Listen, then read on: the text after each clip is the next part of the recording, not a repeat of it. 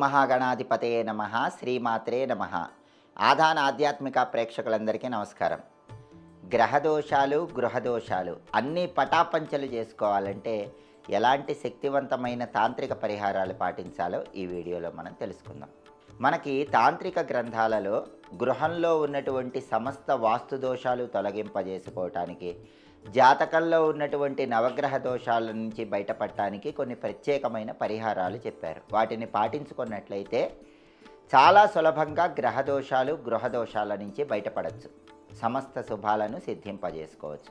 ఎప్పుడైనా సరే జిల్లేడు చెట్టు వేరుకి చాలా శక్తి ఉంటుందని తాంత్రిక పరిహార గ్రంథాలలో చెప్పారు. అది కూడా అమావాస్య తిథి రోజు జిల్లేడు వేరుకి కొన్ని వేల రెట్లు ఎక్కువ శక్తి ఉంటుందని రహస్య తాంత్రిక గ్రంథాలలో చెప్పారు. కాబట్టి ఎప్పుడైనా ఏ నెలలోనైనా అమావాస్య రోజు మీరు జిల్లేడు చెట్టు వేరు తెచ్చుకోండి.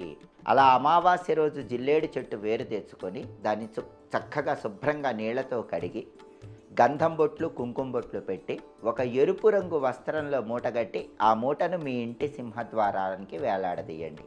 ఎవరైతే ఇలా అమావాస్య రోజు జిల్లేడు వేరు తెచ్చుకొని దాన్ని శుద్ధి చేసి బొట్లు పెట్టి ఎర్ర వస్త్రంలో మూటగట్టి ఇంటి సింహద్వారానికి వేలాడదీస్తారో ఆ ఇంట్లో సభ్యులకి గ్రహదోషాలు తగ్గిపోతాయి. గృహంలో ఉన్న సమస్త వాస్తు దోషాలని సంపూర్ణంగా తొలగింపజేసే శక్తి ఈ జిల్లేడు తంత్రానికి ఉందని తాంత్రిక గ్రంథాల్లో చెప్పారు. అలాగే జాతకంలో పాపగ్రహాలని కొన్ని ఉంటాయి. శని, రాహువు, కేతువు, కుజుడు, వీటిని పాపగ్రహాలు అంటారు. ఈ పాపగ్రహాల ప్రభావం వల్ల ఇంట్లో సభ్యులు ఎవరైనా ఇబ్బందులు ఎదుర్కొంటూ ఉన్నా, లేదా కొంతమందికి ఇళ్లలో పెద్ద పెద్ద వాస్తు దోషాలు ఉంటాయి.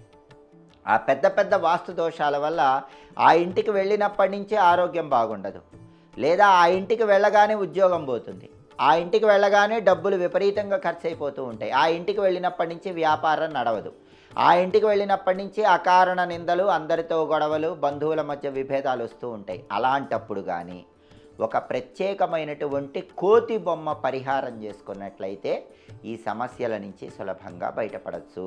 జాతకంలో పాపగ్రహాల వల్ల, శని, రాహు, కేతు, కుజుల వల్ల ఎవరికైనా తీవ్రమైన ఇబ్బందులు కలుగుతున్నా, ఒక ఇంటికి వెళ్ళినప్పటి నుంచి ఏ రకంగానూ కలిసిరాక ఇబ్బందులు పడుతుంటే, ఆ ఇంట్లో ఉన్న వాస్తు దోషాలన్నీ పోగొట్టుకోవాలన్నా అమావాస్య తర్వాత వచ్చేటటువంటి శనివారం రోజు ఇనుము లోహంతో చేసినటువంటి ఒక కోతి బొమ్మ తెచ్చుకోండి.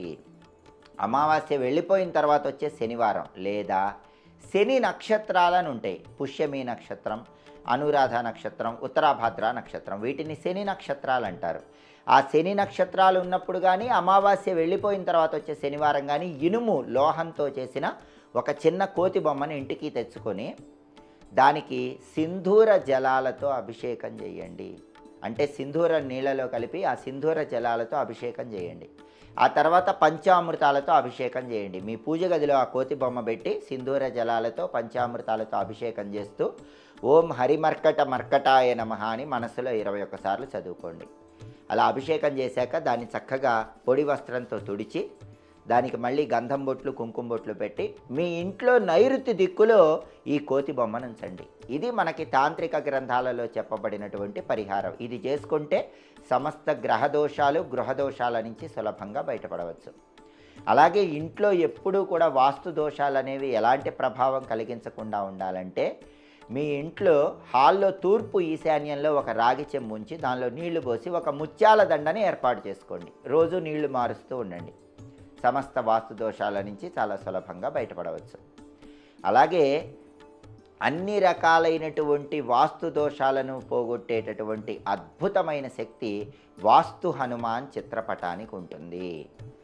వాస్తు హనుమాన్ చిత్రపటం అంటే ఆంజనేయ స్వామి వారు వాస్తు పురుషుణ్ణి కాలితో తొక్కుతున్నట్లుగా ఒక చిత్రపటం ఉంటుంది. దాన్ని వాస్తు హనుమాన్ చిత్రపటం అంటారు. ఈ వాస్తు హనుమాన్ చిత్రపటాన్ని మీ ఇంటి గుమ్మం పై భాగంలో బయట వైపు ఏర్పాటు చేసుకోవటం ద్వారా కూడా సంపూర్ణంగా గ్రహదోషాలు, గృహదోషాల నుంచి సులభంగా బయటపడవచ్చు. సమస్త శుభాలను సిద్ధింపజేసుకోవచ్చు. కాబట్టి గ్రహదోషాలు పోగొట్టుకోవటానికి, గృహపరంగా కలిసి రావటానికి తాంత్రిక గ్రంథాలలో చెప్పబడినటువంటి శక్తివంతమైన పరిహారాలు పాటించండి. సమస్త శుభాలను సిద్ధింపజేసుకోండి. సర్వే జనాః సుఖినో భవంతు. స్వస్తి.